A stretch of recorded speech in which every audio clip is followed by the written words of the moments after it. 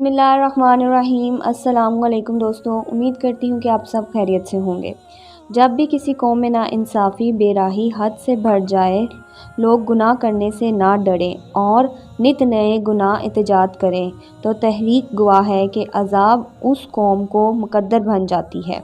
آج بھی ایک ایسی ہی قوم زیر بحث ہے جس نے نئے اور انوکھے گناہ ایجاد کیے، جس کی وجہ سے اللہ پاک ان کو ایک ایسے انوکھے طریقے سے عذاب دیا کہ وہ قوم اور پورا شہر آج بھی عبرت کا نشان ہے۔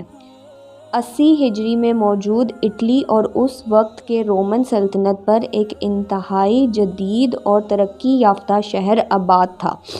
اس شہر کو حضرت داؤد علیہ السلام کے زمانے میں آباد کیا گیا۔ آباد ہونے کے کچھ ہی عرصے کے بعد یہ رومن زمانہ مصر کا شاندار شہر بن گیا۔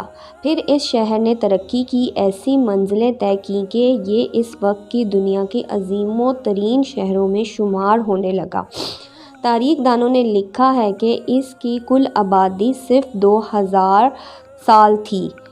اپنے دور میں یہ دنیا کا انتہائی جدید ترین اور تہذیب یافتہ شہر تھا۔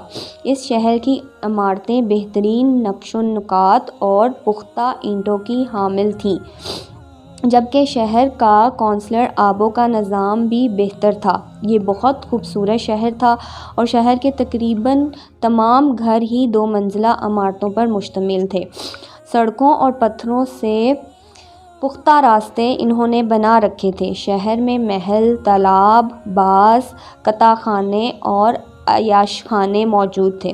شہر میں گرم پانی کے چشمے، جھیلیں، پھلدار درخت اور دودھ دینے والے جانوروں کی بھی کثرت تھی۔ ہیرے، جواہرات اور سونا یہاں کثرت سے موجود تھا۔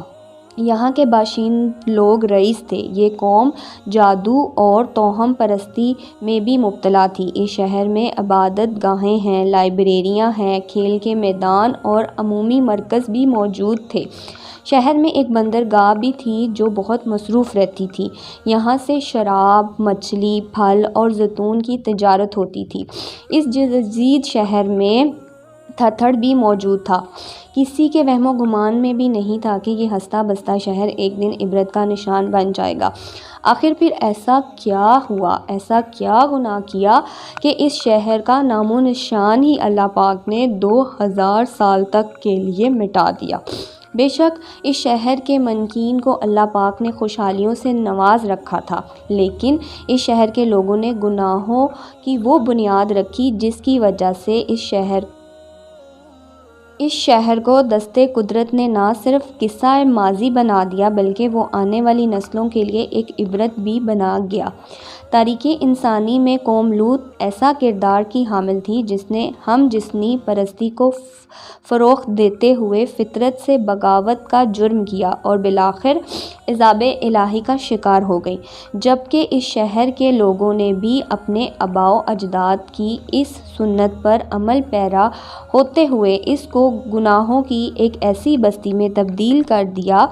کبھی اس شہر کی پہچان میں تجارت اور زرعی کام بھی ہوتے تھے، پھر یہ آزاد گنہگاروں کا شہر بن گیا جہاں لوگ گناہ کرنے کے لیے تشریف لاتے۔ شہر کے لوگ ایسے گناہ میں ملوث ہو گئے کہ اگر قوم لوط دیکھتی تو بھی شرما جاتی۔ ناظرین گرامی، اس شہر کے سب سے بڑا گناہ یہ تھا کہ یہ لوگ ایک دوسرے کے نابالغ بچوں سے زنا کرنے لگے اور ان سے بچے جنتے۔ انہوں نے اپنی بیویوں کو چھوڑ دیا اور مزید کوئی شادی نہ کرتا، جس وجہ سے عورتوں میں یہ گناہ عام ہوا۔ وہ اپنی جسمانی تخلیق عورتوں سے پوری کرنے لگیں، یہاں تک کہ اس شہر کی عورتیں جانوروں سے بھی جسمانی تخلیق حاصل کرنے لگیں۔ یہ شہر سوئے ہوئے آتش فضاں کے ساتھ آباد تھا۔ جب ان میں سے یہ گناہ عام ہوا تو پھر زلزلہ آیا، لیکن لوگ معمول کے مطابق کاموں میں لگے رہے۔ پھر دوبارہ زلزلہ آیا اور آتش فشاں پھٹ گیا جس نے پورے شہر پہ پتھروں کی بارش کر دی۔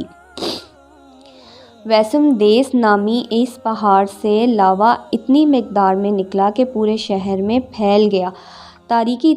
تاریخ دان حیران ہیں کہ یہ سب اتنی جلدی میں ہوا کہ یہ لوگ اپنے مکانوں سے نکل بھی نہ سکے۔ آتش فشاں سے دھواں اور گیس نکلنے لگی اور پورے شہر میں پھیل گئی، جس سے لوگوں کے لیے سانس لینا دشوار ہو گیا۔ ساتھ ہی آتش فشاں کے دبے ہوئے کوئلے اگلنا شروع کر دیے اور یہ شہر لاووں کی تہ تلے دب گیا۔ لاووں کی کلومیٹر تک پھیل گیا اور اس کی موٹائی 3 میٹر سے بھی زیادہ تھی۔ اس آتش فشاں کی اونچائی 1280 میٹر تھی۔ اس کی راکھ اور کوئلے پولستان سے دور شہر سینٹوس اور نیو یارک تک پھیل گئے۔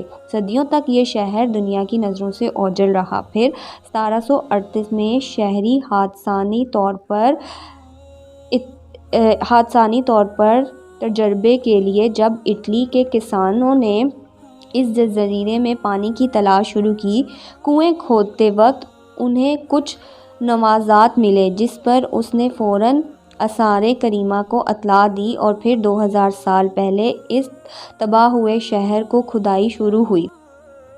اٹلی کے آثارِ کریمہ کے بہت سے لوگ مسلمان بھی ہوئے۔ جو مسلمان نہ ہوئے وہ ان لاشوں کو دیکھ کر ذہنی مریض بن گئے۔ اس شہر کی کھدائی سے بہت سے نوادرات ملے، جن میں ہیرے، موتی اور جادو میں استعمال ہونے والی اشیاء بھی شامل تھیں، لیکن سب سے دہلا دینے والی چیز ان لوگوں کی لاشیں اور کھوپڑیاں تھیں جو راکھ، گیس اور لاوے کی وجہ سے اپنے ہی گھروں کے ملبے تلے دب گئی تھیں۔ حیرانی کی بات تو یہ ہے کہ 22 فٹ کی کھدائی کے بعد کل 12,000 لاشوں میں سے 420 لاشیں خواتین کی ایسی حالت میں ملی ہیں جو ایک دوسرے سے لپٹی ہوئی تھیں، اور یہ 420 پتھروں کی لاشیں شہر کے سب سے بڑے حصے کے تہہ خانے سے ملی ہیں، اور یہ سب پتھر کی لاشیں ہیں، جس سے یہ ثابت ہوتا ہے ان لوگوں نے شہر کے بیچوں بیچ عورتوں کے لیے ایک ہال بنائے رکھا تھا جس میں عورتیں دوسری عورت سے جسمی تعلق حاصل کرتی تھیں۔ یہ شراب خانہ بھی تھا اور ہم سب کے لیے عبرت کا مقام ہے، خاصے الہی یورپ کے لیے، جو کہ آج کل نت نئے گناہوں کو ایجاد کر رہا ہے۔ اور حیران کن بات تو یہ ہے کہ ہم مسلمان بھی ان کے پیچھے لگے ہیں، نئے نئے طریقوں سے گناہوں میں ملوث ہو رہے ہیں۔ ناظرین گرامی، حیرت تو اس بات پر ہے کہ وہاں سے 2 عورتوں کی ایسی لاش ملی جو کہ ایک دوسرے کو بوسہ دے رہی تھیں، لیکن بجائے عبرت حاصل کرنے کے وہاں کے لوگوں نے ان کے پیار کے بارے میں ایک فلم ہی بنا دی اور ظاہر کیا کہ یہ کوئی عذاب نہیں بلکہ ان لوگوں کی نااہلی تھی۔ وہ آتش فشاں کے قریب آباد کیوں تھے؟ اس جگہ کی مزید کھدائی جاری ہے اور جانے مزید کتنے راز سامنے آئیں گے۔ بے شک ہر چیز فانی ہونے والی ہے، جبکہ صرف اللہ تعالیٰ کی ذات پاک ہے۔ یہ دل اور دنیا لگانے کی جگہ نہیں ہے، دنیا دل لگانے کی جگہ نہیں۔ اللہ پاک ہمیں عبرت حاصل کرنے کی توفیق عطا فرمائے، آمین۔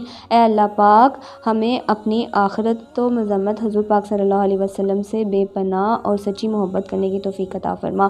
دوستو، آپ کو میری ویڈیو پسند آئی تو ویڈیو کو ایک لائک کریں۔ جنہوں نے ابھی تک میرے چینل کو سبسکرائب نہیں کیا ان سے گزارش ہے کہ میرے چینل کو سبسکرائب کریں، بیل کے آئیکن کو پریس کر لیں جس سے آپ کو لیٹسٹ ویڈیو کا نوٹیفیکیشن ملتا رہے۔ اپنی بہن کو دعاؤں میں یاد رکھیں، اپنا بہت زیادہ خیال رکھیں۔ انشاءاللہ ملتی ہوں آپ سے نیکسٹ ویڈیو میں۔ اللہ حافظ، جزاک اللہ، فی امان اللہ۔